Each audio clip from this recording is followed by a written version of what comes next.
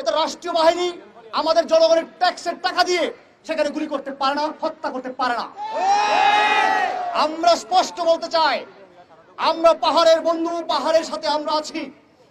আপনাদের আন্দোলন সংগ্রামে আমরা সমতলের আদিবাসীরাও রয়েছি এবং এই বাংলাদেশের প্রত্যেকটি প্রগতিশীল মানুষ আপনাদের পাশে আছে।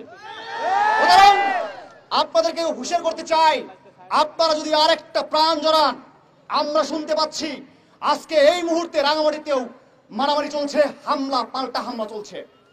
আজকে সেখানে মসজিদে মসজিদে মাইকিং করে সেখানে আদিবাসীদের উপর হামলা করা হচ্ছে, আদিবাসীদেরকে হত্যা করার ব্যবস্থা তারা তৈরি করেছে।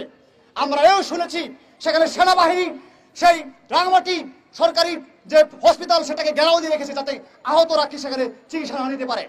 আমরা এই সমাবেশ থেকে ধিক্কার জানাই, নিন্দা জানাই। অবিলম্বে যারা আহত হয়েছেন তাদের চিকিৎসার ব্যবস্থা করার জন্য সেই যে পাহাড় আপনারা দিয়েছেন সেই পাহাড় সেখান থেকে প্রত্যাহার করতে হবে। বন্ধুরা আমার, আমি আরেকটি কথা বলে আমি আমার বক্তব্য শেষ করতে চাই।